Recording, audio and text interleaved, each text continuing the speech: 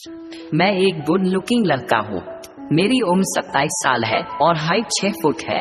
रंग साफ है। मैं आप सबको एक कहानी सुनाना चाहता हूँ जो मेरी जिंदगी का एक खूबसूरत हिस्सा है। ये रोमांस कहानी तब थी है जब मैं कॉलेज खत्म करके कोचिंग के लिए रायपुर गया था। वहाँ रहने के लिए मैंने एक मकान किराए पर लिया था। ये कहानी मेरी और इसी परिवार की लड़कियों के बीच घटी घटना है। शुरुआत कुछ यूँ हुई कि मैंने B.Tech की पढ़ाई भिलाई से की थी। उसके बाद मैं कोचिंग के लिए रायपुर आ गया था। मैं मकान ढूंढता हुआ एक घर में पहुंचा जहां गेट पर लिखा था कि मकान किराए पर उपलब्ध है। ये देखकर मैंने बेल बजाई। अंदर से 50 साल की एक आंटी निकली। उन्होंने पूछा क्या हुआ। मैंने कहा मकान किराए पर चाहिए। उन्होंने मेरा परिचय पूछा। मैंने अपने बारे में सब कुछ बताया। फिर उन्होंने नियम व शर्तें बताई। वो सब बताते हुए उन्होंने ये भी कहा कि रूम में शराब आदि नहीं पीना है, रूम में साफ सफाई रखना है और लड़की का कोई चक्कर नहीं होना चाहिए। मैंने कहा जी ठीक है। फिर आंटी रूम दिखाने लगी। मुझे रूम अच्छा लगा पर आंटी का स्वभाव कुछ ज्यादा ही कठोर लगा। अब मैं करता भी क्या, मुझे जल्द से जल्द रूम लेना था। मैंने भी हामी भर दी और एडवांस में पैसे देकर चला गया। करीब एक सप्ताह बाद मैं अपना पूरा सामान लेकर रूम में आ गया। अगले ही दिन कोचिंग ज्वाइन कर ली। मैं रोज सुबह कोचिंग क्लास के लिए निकल जाता और दोपहर को लौट आता। ऐसा ही चलता रहा। पढ़ाई बड़ी अच्छी चल रही थी। इस बीच मकान मालिक से भी परिचय हो गया था। कोचिंग में कई खूबसूरत लड़कियां आती थी, कोई जीन्स तो कोई स्कर्ट तो कोई कुछ। ऐसा लगता था जैसे ये हुस्न की परियां पढ़ने नहीं, लड़कों पर बिजली गिराने आती है। उनको देखकर लगता था जैसे वे आपस में ही कोई कंपटीशन करके बता रही हो कि मैं सबसे हॉट हूँ। कोचिंग की शुरुआत से ही वो लड़कियां लड़कों के दिल दिमाग में बसना चाहती थी। जब भी कोचिंग स्टार्ट या खत्म होती, मैं सीढ़ी के पास जाकर खड़ा हो जाता ताकि लड़कियों के लटके झटके तो मुझे पागल ही बना देते। पूरी कोचिंग के समय मुझे बस उसी सोच का ख्याल बना रहता। इसी तरह से कई दिन बीत गए थे। अंकल आंटी को देखकर मन में ख्याल आता कि इनके कोई बच्चे हैं भी कि नहीं। अगर नहीं तो क्यों नहीं है, और अगर हाँ तो वो कहाँ है। मेरा रूम मकान के पहले तल्ले में था। उधर मेरे कमरे के सामने छत थी। मैं उधर हर शाम को टहलता था। एक रोज यूं ही टहलते हुए मेरी नजर कैंपस के गेट पर गई। वहाँ एक कार आकर रुकी। उसमें से एक हैंडसम सा लड़का निकल कर बाहर आया और उसने वहाँ खड़े अंकल आंटी के पैर छुए। उसके बाद वो घर के अंदर आ गया। मुझे लगा कि कोई रिश्तेदार होगा। बाद में पता चला कि वो उनका बेटा था। अगले दिन जब उससे बात हुई तो पता चला कि उसका नाम मयूर है और वह नागपुर की एक कंपनी में जॉब करता है। वह अपनी 2 दिन की छुट्टी में घर आया है। उसने भी मेरे बारे में पूछा और फिर इधर उधर की बातें शुरू हो गई। 2 दिन बाद वो भी चला गया। फिर कुछ महीनों बाद यूं ही सुबह सुबह जैसे ही मेरी आंखें खुली तो छत में किसी की पायल खनकने की आवाज आई। जैसे ही मैं बाहर गया, एक लड़की छत से उतर रही थी। उसके खुले खुले बालों से टपकती पानी की बूंदें ऐसे लग रही थी मानो अभी अभी नहा कर निकली हो। बल खाती कमर पर अटका कर नेकर पहना हुआ था। मेरी नजर ऊपर से नीचे की तरफ गई, जिसमें उसके मॉडल जैसे खूबसूरत पैर मुझे एकदम से तरंगित कर गए। उसे देखकर ऐसा लग रहा था जैसे कोई फूल की कली पूरी तरह खिलकर चारों तरफ अपनी खुशबू बिखेर रही हो और भौरों को अपनी ओर आकर्षित कर रही हो। वो अगले ही पल भूमि और तुरंत ही मेरे सामने से ओझल हो गई। मेरा दिल तेजी से धड़क रहा था। बस एक ही मलाल रह गया था कि उसका चेहरा नहीं देख पाया था। पीछे मुड़कर तो देखा था, मगर तब उसने एक चुनरी से मुखमंडल को ढका हुआ था। उसके जाने के बाद मैंने देखा कि वो कुछ कपड़े सूखने डाल गई थी और उसके ऊपर अपनी वही चुनरी ढक कर गई थी। मैं उन कपड़ों के पास गया और उनको सूंघने से अपने आप को रोक ही नहीं पाया। वाह, क्या जवानी की मादक खुशबू थी यार। क्या मुझे कभी वो हसीना मिलेगी। यही सब सोचते हुए कमरे में आ गया। फिर जब क्लास में गया तो आज किसी तितली को देखने में मन ही न लगा। बस अपनी उस परी के बारे में ही सोचता रहा। कोचिंग से वापस आने के बाद मैं बार बार छत से आंगन की तरफ देखता, पर वह दिखी ही नहीं। मेरे मन में उस बला को देखने की बड़ी लालसा सी जागी हुई थी, पर बहुत देर तक इंतजार करने पर भी वो नहीं दिखी। उसी शाम को शक्कर लेने पास की ही एक दुकान गया, और जब वहाँ नहीं गया तो मैंने दुकानदार से पूछ ही लिया कि भैया इनके घर में कितने लोग रहते हैं। आप लोग तो जानते ही हैं कि मोहल्ला के दुकानदारों को क्या कुछ पता नहीं होता। वही हुआ। उसने दुकान वाले ने अंकल आंटी के खानदान का पूरा चिट्ठा खोलते हुए बताया कि अंकल आंटी, उनका एक बेटा जिससे मेरी मुलाकात पहले ही हो चुकी थी, उनकी मंझली बेटी प्रियंका है जो किसी दूसरे शहर में कॉलेज की पढ़ाई कर रही है, और एक बेटी जिसका नाम प्रतीक्षा है। वो अभी 12वीं कक्षा पास करने के बाद यूपी में कहीं अपनी नाना नानी के घर गर्मी की छुट्टी मनाने गई है। मैंने दुकानदार को थैंक्स कहा और अपने मकान की तरफ चल गया। दुकान से वापस आते समय मैंने देखा कि कोई लड़की आंगन में झाड़ू लगा रही है। शायद यह वही लड़की थी जिसको देखने के लिए मेरे नैना सुबह से तरस रहे थे। जब देखा भी तो क्या खूब देखा। क्या सीन था। वह पूरी झुककर झाड़ू लगा रही थी। उसी समय ने उसने अपनी आंखें उठाई और मेरी तरफ देखा। मेरी निगाहों को उसने पकड़ लिया और सीधी खड़ी हो गई। वो अपने बालों से चूचियों को ढकने का प्रयास करने लगी। न जाने क्यों उसने शर्माते हुए अपनी नजरें झुका ली। उसकी 5 फुट 4 इंच की हाइट, सफेद टी शर्ट, नीली नेकर और ऊपर से कितना प्यारा चेहरा, कितनी प्यारी निगाहें थीं। दिल खुश हो गया। अब प्रियंका ने अपनी निगाहें थोड़ी ऊपर उठाई और वहां से शर्माती हुई अंदर की तरफ भाग गई। मैंने सोचा कि अरे ये क्या हुआ, ये अचानक से क्यों भाग गए। मैंने अपनी निगाहें नीचे की तो पता चला कि मेरा तो बुरा हाल हो रखा था। मुझे अपने आप पर बहुत गुस्सा आया। मैं मन में सोचने लगा कि लो हो गया पहला इंप्रेशन खराब। मैं अंदर गया और बार बार उसके बारे में सोचता रहा। किसी तरह तो इस लड़की को अपने काबू में लेना ही पड़ेगा। मैं उसको पटाने का प्लान बनाता रहा। उसी सब में रात में नींद ही नहीं आ रही थी। अगले दिन मैं उससे मिलकर माफी मांगना चाहता था, पर वह मिली ही नहीं। 2 दिन गुजर गए। मुझे डर लगा कि कहीं वह ये बात आंटी को न बता दे। फिर तीसरे दिन वो छत में कपड़े सुखाने डालने आई।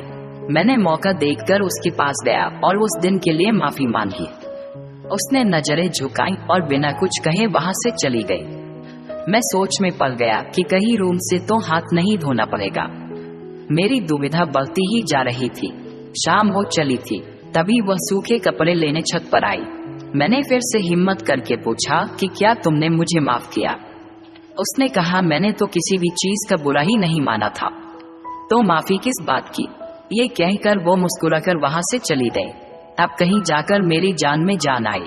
कुछ दिन बीत गए। कई बार हमारा आमना सामना हुआ, पर कभी बात करने की हिम्मत नहीं हुई। एक रात अचानक 9 बजे करीब बिजली चली गई।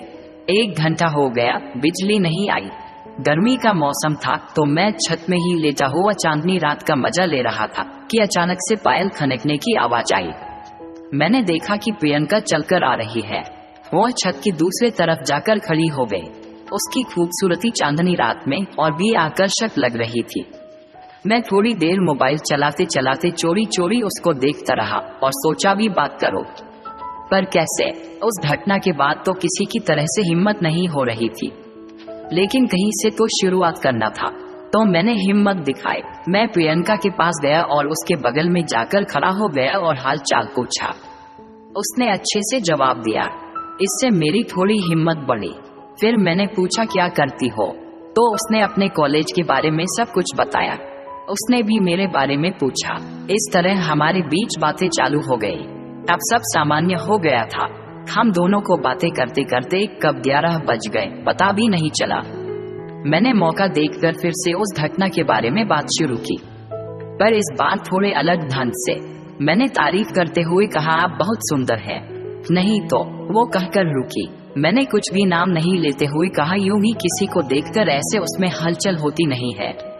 ये सुनकर उसने भी मजाकिया अंदाज में कहा वो सुंदरता भी किस काम की जो वहाँ हलचल न मचा सके। बस फिर क्या था, हम दोनों ही इस बात पर हंसने लगे। हंसते हंसते मैंने अपना एक हाथ उसके हाथ से हल्का सा टच किया। उसने कुछ नहीं कहा। फिर मैंने हिम्मत करके उसका वो हाथ पूरा पकड़ लिया। इससे उसकी हंसी रुक गई। उसने अपना हाथ खींच लिया। 2 मिनट के लिए तो जैसे सन्नाटा पसर गया। मैं सोच रहा था कि कहीं कोई गलती तो नहीं हो गई।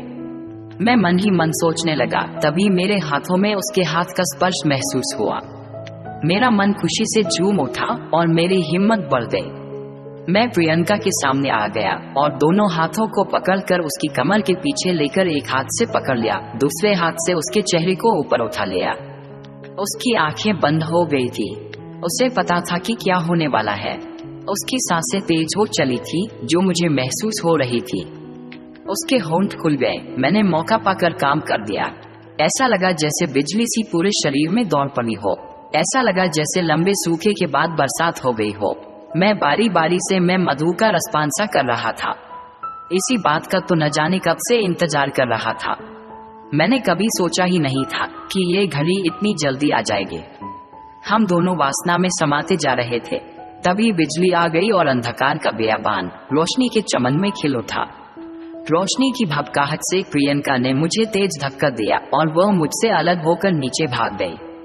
मैं भी निराश होकर अपने रूम में जाकर उसकी याद करने लगा। फिर उस घटना के बारे में सोचने लगा। कोई ऐसे कैसे काम वासना में लिप्त होकर भी अपने आप को रोक सकता है। पर मैं भूल गया था कि वो एक लड़की है और हर लड़की में वासना को रोकने की अद्भुत शक्ति होती है। खैर, जो भी हुआ सो हुआ। पर अब जब सोने की कोशिश करने लगा तो नींद नहीं आ रही थी। कभी इधर की बात याद आती तो कभी उधर की। यूं ही करवट बदल बदल कर बार बार उस पल को सोच ही रहा था कि क्या हुआ और आगे कैसे होगा। करीब रात 2 बजे का समय हो गया था। उसी वक्त मेरे कमरे का दरवाजा खटखटाने की आवाज आई। मैं हतप्रभ था पर लपक कर दरवाजा खोल दिया। सामने प्रियंका खड़ी थी। मेरे दरवाजा खोलते ही प्रियंका मेरे ऊपर कूदती हुई चिपक गई। मेरे होठों से उसने फिर से अपने का मिलन कर दिया। अब की बार मैं प्रियंका को छोड़ने के मूड में नहीं था। मैंने दोनों हाथों से उसे कसके पकड़ रखा था। हम दोनों पूरी तरह उत्तेजित थे और मैं तो खेल शुरू करने ही वाला था। तभी उसने मुझे फिर से धक्का दे दिया और रोक दिया। उसने अलग होते हुए कहा, हम अभी ये नहीं कर सकते। मैंने थोड़ी देर आश्चर्य से उसकी तरफ देखा, फिर पूछा क्यों, क्या हुआ। उसने कहा, मेरा एक बॉयफ्रेंड है और मैं उसे धोखा नहीं दे सकती। मैंने उसे समझाया, कोई बात नहीं, ये बात हम दोनों तक रहेगी, किसी को कुछ पता नहीं चलेगा। उसने कहा, मैं कुंवारी हूँ, मैंने अभी तक नहीं किया है और यह बात उसको भी पता है। अगर हमने कुछ किया तो उसको पता चल जाएगा। वो भी अभी तक मेरे लिए ही कुंवारा है। हमने एक दूसरे के साथ पहली बार शादी करने के बाद करने का वादा किया है और मैं ये वादा नहीं तोड़ सकती। मुझे माफ कर दो। मैंने कहा, फिर मेरा क्या। उसने कहा, अभी नहीं। वो एक पल को रुक गई, फिर कहा, मैं अपने बॉयफ्रेंड से करने के बाद तुम्हारे साथ भी करूंगी, ये भी मेरा वादा है। और वह अपने कपड़े पहनकर मेरे कमरे से निकल गई और मैं किसी मनचले आशिक की तरह पिता हुआ सम्मूलक पे उसे देखता रहा। मेरी साथ हुई पिछली घटना ने मुझे पूरी तरह झकझोर दिया था। एक पल भी ऐसा न था जब मैं उस घटना को न याद करता। प्रियंका को चली गई थी, लेकिन वो मुझे कभी न भूलने वाली एक कड़वी याद दे गई थी, जिसकी वजह से मुझे किसी भी चीज में मन नहीं लग रहा था। मैं जब भी कोचिंग जाता मुझे वहाँ हर लड़की में बस प्रियंका ही दिखाई देती। अब उनमें कोई भी आकर्षण नहीं रह गया था। ऐसा नहीं है कि मैंने कभी किसी और के साथ संबंध नहीं बनाए हैं, पर एन वक्त पर धोखा। ये साला पहली बार ही हुआ था। प्रियंका अगले दिन वापस भोपाल चली गई। शायद उस रात का असर उसे भी खूब हुआ तो होगा ही, तभी तो इतनी जल्दी वापस चली गई। पता नहीं उसने अपने आप को कैसे संभाला होगा। बस यूं ही करीब महीना भर गुजर गया। अचानक किसी ने मेरे रूम का दरवाजा खटखटाया। मैंने जैसे ही दरवाजा खोला, मेरे सामने एक प्यारी पर हॉट सी कमसिन लड़की हाथ में मिठाई का डिब्बा लिए खड़ी थी। मैं समझ गया था कि ये कौन है। ये थी मेरी हवस को दोबारा जगाने वाली प्रियंका की बहन प्रतीक्षा, इस घर की सबसे छोटी बेटी जो मेरे सामने मिठाई का डिब्बा लिए खड़ी थी। मैं तो बस उसको देखता ही रह गया। उसकी हाइट 5 फीट 3 इंच, रंग गोरा, कमर तक उसके काले लंबे बाल, उसकी कतिलाना 2 बड़ी बड़ी आंखें और ऊपर से उसके चेहरे पर जचता चश्मा। उसने लाल टॉप पहना था जो उसको और भी ज्यादा आकर्षित बना रहा था। नीचे सफेद नेकर था। मेरी आंखों ने झट से उसे स्कैन करना प्रारंभ कर दिया था। मैंने तो सोचना भी शुरू कर दिया था। तभी उसने चुटकी बजाई और कहा, मिठाई लेना भी है या मैं चलूं। अचानक से जैसे मेरी नींद सी खुली। मैंने कहा, आप कौन और ये मिठाई किस खुशी में। उसने कहा, मैं प्रतीक्षा, इस घर की राजकुमारी। मैं 12वीं क्लास में फर्स्ट आई हूँ। मैंने उसे बधाई दी और थैंक्स कहा। वो यू आर वेलकम बोलकर मटकाती हुई चली गई। प्रतीक्षा के जाते ही तुरंत में मन में कहा ये भी क्या माल थी यार। तब ख्याल आया कि कहीं इसका भी तो कोई बॉयफ्रेंड नहीं है।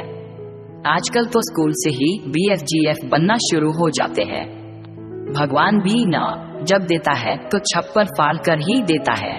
सोने की कामना थी, कीड़ा मिल गया। मैं सोचने लगा कि प्रियंका का दिया अधूरा का गम यहाँ पूरा करना है, पर कैसे बात शुरू की जाए। मैं बस उससे बात करने का बहाना ढूंढता रहा, पर कभी मौका ही नहीं मिला। मन में सवाल उठता, शायद उसकी कठोर माँ ने ही कुछ कह दिया होगा, या फिर प्रियंका ने ही तो उसको सब कुछ न बता दिया हो। जब भी हमारा आमना सामना होता वो अपना सिर झुका कर निकल जाती। मैं मन ही मन सोचता कि कहीं मैं इतना बुरा तो नहीं दिखता। घर के मालिक के यहाँ एक कुतिया थी। प्रतीक्षा रोज शाम उसको घुमाने ले जाती। मैं छत से ही उसको देखता रहता। मैंने उसे फेसबुक और इंस्टाग्राम में भी ढूंढा, पर वो मिली ही नहीं। तब मैंने सोचा कि ये मछली तो जाल में फंसने से रही। महीना बीत चला था, मैंने उम्मीद छोड़ दी थी। तभी एक दिन उस कुतिया के रोने और भौंकने की आवाज आ रही थी। कुतिया के गुर्राने और भौंकने की आवाज सुबह से ही आ रही थी। थोड़ी देर बाद प्रतीक्षा की आवाज आई, जो कुतिया को शांत करने का प्रयास कर रही थी, मगर कुतिया मान ही नहीं रही थी। मुझसे रहा नहीं गया और मैं नीचे प्रतीक्षा के पास आ गया। मैंने पूछा इसे क्या हो गया है। उसने कहा देखो न, कब से जूली को शांत कराने प्रयास करा रही हूँ, पर यह है कि सुबह से हल्ला मचाई जा रही है। समझ में नहीं आ रहा कि इसे कैसे शांत करूं। कुतिया की आवाज से दर्द साफ पता चल रहा था। उसकी आवाज सुनने से पता चल गया कि वो हीट पर है और उसको किसी कुत्ते से मिलवाने का समय आ गया है। मेरा अनुभव ये कहता है कि ये छटपटाहट तो बस उसी कारण से है। फिर भी मैंने पक्का करने के लिए प्रतीक्षा से कहा कि जूली को जरा पकड़ना। उसने बैठकर जूली को सहलाते हुए बड़े प्यार से कहा चुप हो जा मेरा बच्चा। ये कहकर उसके चेहरे को अपने स्तनों के करीब करके पकड़ लिया। मैं मन ही मन सोचने लगा कि काश इसकी जगह मैं होता। खैर, मैं जूली के पास गया। पहले तो मैंने उसे सहलाया, फिर प्यार से उसकी पूंछ को उठाकर देखा। मुझको समझ में आ गया कि यह सच में हीट पर है। इसका क्रॉस करने का समय आ गया है, तभी ये इतनी बेचैन है। मैंने हम कहते हुए सिर हिलाया। प्रतीक्षा मुझे देख रही थी। उसने तुरंत बेचैनी से पूछा क्या हो गया। मैंने कहा इलाज जल्दी करना होगा, नहीं तो ये पागल हो जाएगी। प्रतीक्षा के चेहरे पर उदासी छा गई और उसने कहा मेरे मम्मी पापा बाहर गए हैं और मेरे पास ज्यादा पैसे भी नहीं है। ये सुनते ही मैंने कहा इसे डॉक्टर की नहीं, इसे उसकी जरूरत है। मैंने ये कहा और शांत हो गया। उसने आश्चर्य से पूछा किस चीज की। मैंने कहा अब तुम्हें कैसे बताऊं, पता नहीं तुम समझो कि नहीं। ये कहकर मैं रुक गया। उसने कहा बताओ तो सही क्या हो गया जूली को, अब तुम्हें कैसे बताऊं। कहकर मैं रुक गया। फिर कुछ सोचते हुए मैं वापस बोल पड़ा एक साथी की अब इसका समय आ गया है और ये जवान हो चली है। ये मिलन को तरस रही है। इसका मिलन होना बहुत जरूरी है, नहीं तो यह पागल हो जाएगी। वह मेरी तरफ देख रही थी और कुछ न समझने जैसी प्रतिक्रिया दे रही थी। फिर मैंने उसे डराते हुए पूछा क्या कभी इसका मिलन हुआ है, तो उसने न में सर हिला दिया। फिर मैंने सोचा कि जल्दी नहीं है, यदि अभी किया तो ये मर भी सकती है। मैंने सीधे सीधे कुछ नहीं कहा, सब इशारों में कहा, पर प्रतीक्षा सब समझ रही थी। थोड़ी देर सोचने के बाद उसने अपनी किसी सहेली को फोन किया और सब बता दिया। थोड़ी देर बाद उसकी सहेली एक छोटा सा पामेरियन नस्ल का कुत्ता लेकर आई। अब जूली की जर्मन शेपर्ड नस्ल की और वो जरा सा गुलगुला सा दो। कुछ होना ही नहीं था। 20 मिनट तक नाकाम कोशिश हुई। छोटे आकार की प्रजाति का कुत्ता कहाँ बड़ी हाइट की कुतिया के साथ मिलन कर पाता। बस वो कोशिश ही करके रह गया। वो लटक कर प्रयास करता और छोटे कद की वजह से नीचे गिर जाता। ऐसा बार बार होता रहा। हम तीनों बस ये तमाशा देख ही रहे थे। मैं कुछ देर तक ये सब देखकर अपनी हंसी नहीं रोक पाया और हंस पड़ा। प्रतीक्षा ने मेरी तरफ गुस्से से देखा और कहा तुम्हें हंसी आ रही है और मेरी जान निकली जा रही है, तुम कुछ करते क्यों नहीं। मैंने भी तपाक से कह दिया कोई लड़की होती तो जरूर कर देता। ये सुन उसकी सहेली भी हंस पड़ी। प्रतीक्षा ने कहा मैं कितनी परेशान हूँ और तुम लोग हंस रहे हो। फिर हम तीनों ही हंस पड़े। मैंने कहा इसके लिए किसी अनुभवी कुत्ते की जरूरत है। ये सुनकर प्रतीक्षा ने कहा अब ये कहाँ से लाए। मैंने सोचा कि यही मौका है प्रतीक्षा को इम्प्रेस करने का। मैं बिना कुछ कहे बाहर आ गया और एक दुकान पर जाकर बिस्किट का एक पैकेट ले लिया। अब मैं इधर उधर देखने लगा। आप लोग तो जानते ही हैं कि मोहल्ले में लावारिस कुत्तों की कोई कमी नहीं होती ही। मुझे एक कुत्ता दिखा। मैंने तुरंत उसकी तरफ बिस्किट का एक टुकड़ा फेंका। कुत्ते ने तुरंत पास आकर टुकड़ा खाना शुरू कर दिया। मैंने तुरंत उसे पीछे से पकड़ लिया और लेकर वापस आ गया। मेरे हाथ में कुत्ता देख प्रतीक्षा के चेहरे पर मुस्कुराहट आ गई। मैंने कुत्ते को जूली के पास ले जाकर छोड़ दिया। फिर क्या, देशी कुत्ता था, विदेशी नस्ल की कुतियां मिल रही थी, वो भला मौका कैसे छोड़ता। जाते ही सूंघने लगा, फिर तुरंत चाटना शुरू कर दिया। जूली तो कब से बेकरार थी। उस देसी कुत्ते की लपट करती जीभ से मुझे यही एहसास हो रहा था कि कुत्ता हो या मत, फ्री की देखकर कैसे जीभ लपल पाता है। उस कुत्ते ने अपना काम अच्छे से कर दिया। अब उसकी फ्रेंड जा चुकी थी और घर में बस मैं और वो थे, और वो दोनों कुत्ते कुतिया। वो दोनों इतनी देर तक लगे रहे कि आपस में जॉइंट हो गए। अब ये देखकर प्रतीक्षा बुरी तरह घबरा गई। वो बोली ये क्या हो गया, अब क्या करे, इससे तो जूली मर जाएगी। वो बोली प्लीज इसकी मदद करो। मैंने सोचा अब एक मौका है। मैं बोला जिस दिन से तुम आई हो उस दिन से कभी बात भी नहीं की, और अब एकदम से तुम चाहती हो कि मैं तुम्हारी मदद करूं। मैं क्यों फ्री में तुम्हारी मदद करूं। वो बोली ऐसा नहीं है, मुझे किसी से भी आगे से खुद बात करने का मन नहीं करता है। अगर तुम बात करते तो मैं पक्का करती। अब आगे से हम पक्के दोस्त हैं, पर प्लीज जूली की हेल्प करो। मैंने थोड़ा कठोर बनते हुए कहा नहीं, मैं कुछ नहीं कर सकता। वो बोली ऐसा मत कहो, मैं जानती हूँ तुम कुछ कर सकते हो, प्लीज मदद कर दो। तुम जो कहोगे मैं वो करूँगी। अब ये लाइन सुनकर मेरे दिमाग में सनसनी मची। मैंने कहा जो कहूँगा वो करोगी। वो बोली हाँ। मैंने कहा जो ये कुत्ते कुतिया कर रहे थे वो करोगी मेरे साथ।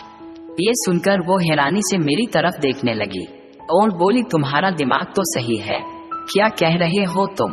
तो मैंने कहा ठीक है, मैं जा रहा हूँ, और जब जूली मर जाए तो बुला लेना मेरे को, इसको दफनाने में हेल्प कर दूंगा। अब वो बिल्कुल रोने की हालत में आ गई थी। वो सोच रही थी कि या तो जूली की जान बचेगी या मेरी इज्जत। उसने थोड़ा सोचकर बोला ठीक है, मैं इस बारे में सोचूंगी। मैंने कहा सोचना नहीं है, पक्का बोलो जूली की कसम खाकर। लगता था कि उसे जूली अपनी जान से भी ज्यादा प्यारी थी। उसने तुरंत बोला ठीक है, प्रॉमिस, पर जिस दिन मैं चाहूंगी और जैसे चाहूंगी वैसे ही करोगे। मैंने कहा ठीक है। वो बोली ठीक है, आपको जूली को ठीक कर दो। मैंने कहा मैं कर दूंगा, तुम पहले अपने कमरे में जाओ, मैं तुम्हारे सामने ये सब नहीं कर सकता।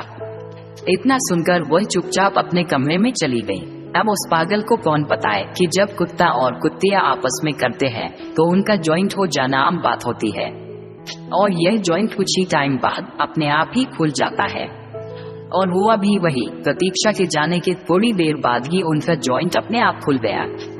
अब मैंने आवाज देकर प्रतीक्षा को बाहर बुला लिया और कहा देखो मैंने अपना प्रॉमिस पूरा किया है, अब तुम्हारी बारी है, अपने वादे से मुकरना मत। उसने कहा ठीक है, और इसके बाद मैं अपने कमरे में आ गया। मैं अपने कमरे में हर टाइम बस यही सोचता रहता कि कब प्रतीक्षा मेरे पास आएगी और कब मैं उसको अपनी बाहों में लूंगा। एक रात को जब मैं सो रहा था तो रात को करीब 1 बजे मेरे गेट किसी ने खटखटाया। मैंने उठकर गेट खोला तो सामने प्रतीक्षा थी। वो तुरंत मेरे कमरे के अंदर आ गई और अंदर से कमरे को बंद कर लिया। अब वह कहने लगी मैं सिर्फ अपना वादा पूरा करने के लिए आई हूँ, तुमको जो करना है तुम कर सकते हो, तुम्हारे पास सिर्फ 2 घंटे का टाइम है। इतना सुनकर मैं खुशी के मारे उछल पड़ा। बस फिर क्या था, मेरे अंदर का हैवान जाग चुका था। मेरे सामने वह लड़की थी जिसको पाने के मैं ख्वाब देखता था, और आज वो खुद मेरे पास चलकर आई थी। तभी मैंने सोचा कि देर नहीं करनी चाहिए, कभी मेरे साथ प्रियंका वाला हादसा दोबारा से ना हो जाए। तो मेरे अंदर के भेड़िए ने उसे जवान बतवी को बुरी तरह से नोच डाला। मैंने उसके साथ इतना गंदा सलूक किया कि वह सोच भी नहीं सकती थी। मैंने उसके हर एक अंग से कामरस की एक एक बूंद निचोड़कर पी ली थी। वह बिल्कुल टूट चुकी थी और मैं भी इतना थक गया था कि बस पूछो मत। लेकिन अंत में उसे रात को हम दोनों खुश बहुत थे, क्योंकि प्रतीक्षा को भी अब कोई मलाल नहीं था, क्योंकि वह भी पूरी तरह से संतुष्ट हो चुकी थी। उसके बाद तो उसका और मेरा मिलना जैसे आम बात हो गई थी।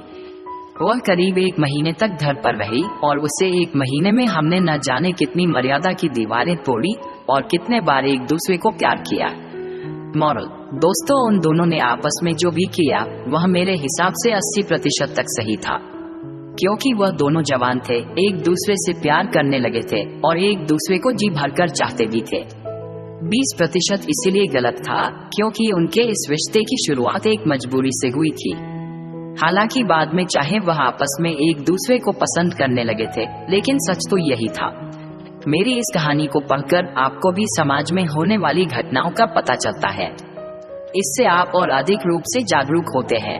दोस्तों, कहानी पूरी पढ़ने के लिए मैं दिल से आपका शुक्रिया करती हूँ। सच तो यह है कि मेरी कहानियाँ समाज में हो रही घटनाओं से जुड़ी होती है, जिसको मैं एक बेहतर तरीके से आपके सामने प्रस्तुत करती हूँ। अगर मेरी कहानियाँ आपको थोड़ी भी अच्छी लगी हो तो प्लीज आपसे निवेदन है कि मेरे चैनल को सब्सक्राइब कर दें, जिससे कि मुझे मोटिवेशन मिलता रहे। आप चैनल पर जाकर और भी मजेदार कहानियाँ पढ़ सकते हैं। Thank you.